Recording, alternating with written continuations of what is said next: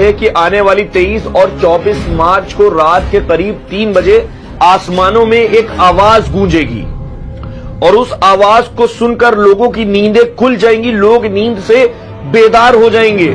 صرف غیر مسلموں پہ اس کا کوئی اثر نہیں ہوگا، چاروں طرف روشنی ہی روشنی ہوگی، لوگ نماز دعا قرآن پڑھتے ہوئے نظر آئیں گے اور وہ آواز یہ ہوگی، اٹھو سونے والو، سحری کا وقت۔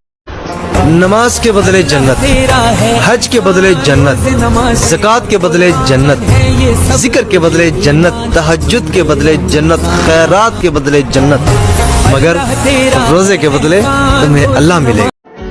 کہ دل میں پھر سے خوشیوں کا پیغام آ رہا ہے، مبارک ہو مومنو، پھر سے رمضان آ رہا ہے۔